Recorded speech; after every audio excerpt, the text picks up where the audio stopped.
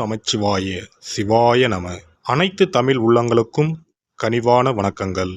நிகழும் ஸ்ரீ மங்களகரமான சோபகிருது ஆண்டு மார்ச் மாதம் 14ஆம் தேதி வியாழக்கிழமை அன்று சதுர்த்தி திதியில் பரணி நட்சத்திரத்தில் வைத்ருதி நாம யோகத்தில் சித்தயோகம் கூடிய நன்னாளில் இந்த மகத்தான பங்குனி மாதம் பிறக்கிறது.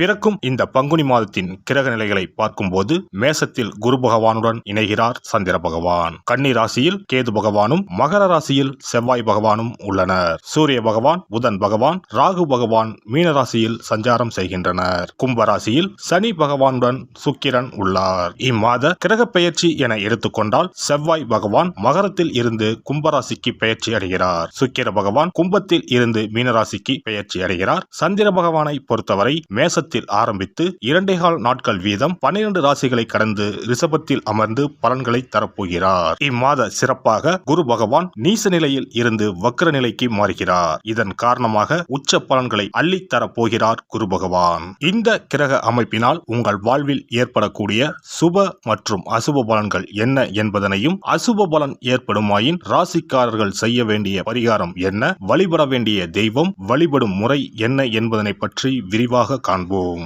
பிறக்கப் போகும் இம்மாதம் உங்கள் வாழ்வில் வளமும் நலமும் செல்வ செழிப்பும் பெற்று வாழ்வின் உயரிய நிலையை அடைய எல்லாம் வல்ல எம்பெருமானை வேண்டி விரும்பி கேட்டுக்கொள்கிறேன்.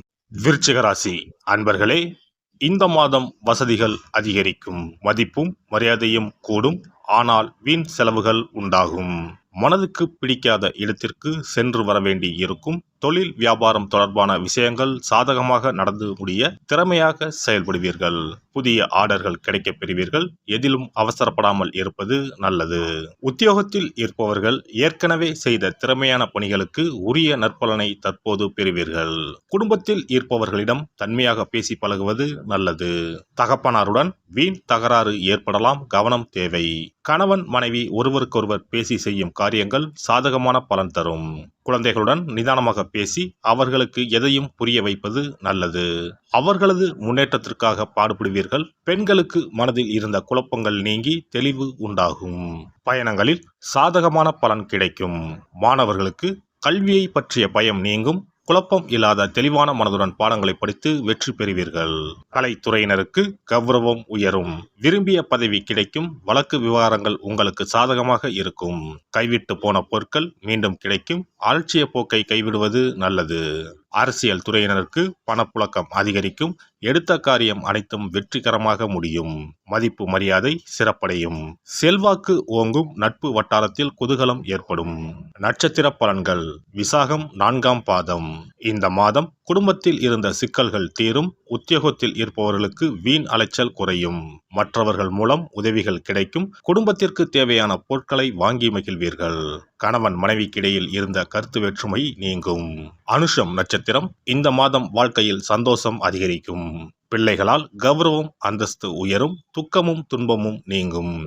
காரியங்களில் இருந்த தடைகள் நீங்கி சாதகமாக நடந்து முடியும். தேவையற்ற மருத்துவ செலவு ஏற்படக்கூடும். வீடு பூமி மூலம் வரவேண்டிய வருமானம் தாமதப்படலாம். கேட்டை நட்சத்திரம். இந்த மாதம் வாழ்க்கை துணையுடன் விவாதம் உண்டாகும். தொழில் வியாபாரத்தில் ஈடுபட்டு இருப்பவர்கள் அவசர முடிவுகள் எடுப்பதை தவிர்ப்பது நல்லது.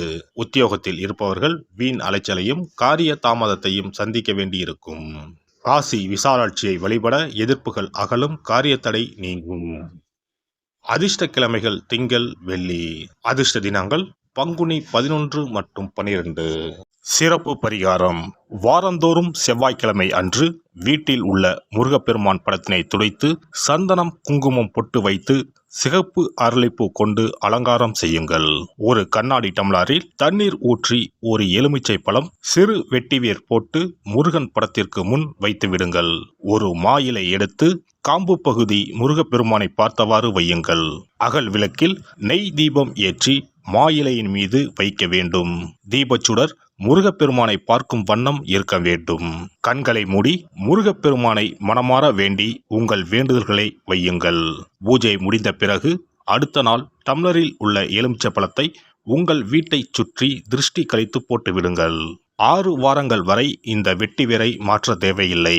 இவ்வாறு செய்து வழிபட்டு வர குடும்பத்தில் உள்ள எப்படிப்பட்ட கஷ்டமாக இருந்தாலும் அந்த கஷ்டத்திற்கு தீர்வு கிடைக்கும். நம்பிக்கை இல்லாமல் எந்த ஒரு வழிபாடும் செய்யக்கூடாது. நம்பிக்கையோடு செய்யும் பட்சத்தில் கைமேல் பலன் கிடைக்கும். இனி பங்குனி மாத சிறப்புகளும் வழிபாட்டின் பலன்களும் என்ன என்பதனை பற்றி காண்போம். பங்குனி மாதம் என்பது வழிபாட்டுக்கு உரிய மாதம். பங்குனி மாதம் வணங்குவதற்கும் பூஜைக்கும் உரிய மாதமாகும். ஒவ்வொரு மாதத்திலும் ஒவ்வொரு நட்சத்திரத்திற்கு முக்கியத்துவம் கொடுத்து விழாக்கள் நடத்துவது வழக்கம். ஆனால் பங்குனி உத்திர நட்சத்திரத்திற்கு மற்ற நட்சத்திரங்களை விட அதிக மகத்துவம் உண்டு. தெய்வ திருமணங்கள் அதிகம் நடைபெற்ற மாதம் பங்குனி மாதம். மாதங்களில் 12வது மாதம் பங்குனி, நட்சத்திரங்களில் 12வது நட்சத்திரம் உத்திரம். 12வது மாதமான பங்குனியும் 12வது நட்சத்திரமான உத்திரமும் இணையும் புனித நாள் பங்குனி உத்திரம் என்று கொண்டாடப்படுகிறது. எனவே பங்குனி மாத உத்திரத்தின் சிறப்புகள் அதிகம். பங்குனி உத்திர நாளில் அனைத்து ஆலயங்களிலும் சிறப்பு வழிபாடுகள் நடைபெறும். கிராம கோவில்களில் அக்னி சட்டி ஏந்துதல், பூஜைகள் விமர்சையாக நடைபெறும். எண்ணற்ற ஆலயங்களில் சுவாமி அம்பாள் திருக்கல்யாணம் நடைபெறும். சிலருக்கு கைகூடாமல் திருமணம் தள்ளி போனால் பங்குனி உத்திர நாளில் விரதம் இருந்து இறைவனை வழிபட்டால் வெகு சீக்கிரம் திருமணம் கைகூடும் என்பது ஐதீகம். அதோடு காதலிப்போர் மனதுக்கு பிடித்தவரை கரம் பிடிக்கவும் பங்குனி உத்திர விரதம் இருப்பது மிகுந்த பலனை கொடுக்கும். பங்குனி உத்திரம் கல்யாண விரதம் என்றும் அழைக்கப்படுகிறது. 8 வகையான மகா விரதங்களில் கல்யாண விரதமும் ஒன்று. ஆகவே இந்த நாளில் திருமணம் ஆகாத இளையோர் விரதம் இருந்து தமக்கு நல்ல வரன்கள் கிடைக்க வேண்டும் என்று சிவபெருமானையும் பார்வதி தேவியாரையும் வேண்டுவது நல்ல பலன்களை பெற்றுத்தரும். இத்தினத்தில் மேற்கொள்ளும் விரதம் மிகவும் விசேஷமானது. நீண்ட நாள் ஒற்றுமையுடன் வாழ விரும்பும் தம்பதியர் விரதம் இருந்து சிவனுக்கும் சிவ பார்வதிக்கும் அபிஷேகம் செய்வார்கள். இந்த விரதத்தை முருகனை வேண்டியும் செய்யலாம். அதோடு அன்னதானம், வஸ்திரதானம் செய்வதும் சிறப்பானது. ஜாதக தோஷத்தால் திருமணம் தடைபட்டவர்கள் வழிபாடு மேற்கொள்ளவும் சிறந்த நாள் இதுவாகும். செவ்வாய் தோஷம் காரணமாக திருமண தடைகளை சந்திப்பவர்களுக்கு பங்குனி உத்திரத்தன்று முருகனை மனமுருகி வணங்கினால் திருமண தடைகள் நீங்கி திருமணம் சுபமாக முடியும். குழந்தை பேரில்லாமல் தவிப்பவர்கள் பங்குனி மாத விரதம் இருந்து அம்மன் கோவில்களுக்கு சென்று வழிபட அந்த அம்மனின் அனுக்கிரகத்தால் நிச்சயம் புத்திர பாக்கியம் கிடைக்கும். தொழில் மற்றும் வியாபாரங்களில் ஈடுபடுபவர்கள் தமிழ் வருடத்தின் கடைசி மாதமான பங்குனி மாத தினத்தில் திருஷ்டி பூசணிக்காய் வாங்கி உங்கள் வியாபார இடங்களை திருஷ்டி கழித்து அதற்குரிய நேரத்தில் உடைக்க வேண்டும். இப்படி செய்வதால் உங்களுக்கு இந்த ஆண்டு ஏற்பட்ட தோஷங்கள் அனைத்தும் நீங்கும். பங்குனி உத்திர நன்னாளில் நம்மால் முடிந்த அன்னதானங்களை செய்வது மிகுந்த புண்ணியம் தரும். எலுமிச்சை சாதம் அல்லது தயிர் சாதம் அல்லது சர்க்கரை பொங்கல் என அன்னதானம் செய்யலாம். அதேபோல் நம்மால் முடிந்த அளவுக்கு மஞ்சள், சரடு, குங்குமம், கண்ணாடி என மங்கள பொருட்களை பெண்களுக்கு வழங்குவது விசேஷ பலன்களை கொடுக்கும். முருகப்பெருமான் நமக்கு இதுவரை இருந்த காரிய தடைகள் அனைத்தையும் களைந்து நமக்கு நல்வழி காட்டி அருளுவார். பங்குனி மாதத்தில் அனைத்து நாட்களிலும் கோவிலுக்கு சென்று வருவது மிக்க பலனை தரும். மேலும் செல்வ செழிப்புடன் வாழ்வதற்கு உதவும். எல்லாம் வல்ல இறையருளால் நீங்களும் உங்கள் அன்பு குடும்பமும் உடல் நலம், நீலாயுள், நிறை செல்வம், உயர் புகழ், மெய்ஞானம் ஓங்கி வாழ்க வளமுடன். இந்த வீடியோ பதிவு உங்களுக்கு பிடித்திருந்தால் லைக் பண்ணுங்க, கமெண்ட் பண்ணுங்க, ஷேர் பண்ணுங்க, மறக்காம சப்ஸ்கிரைப் பண்ணுங்க, பக்கத்துல இருக்கிற பெல் பட்டனை கிளிக் பண்ணுங்க. நன்றி, வணக்கம். ஓம் நமச்சிவாய, சிவாய நம.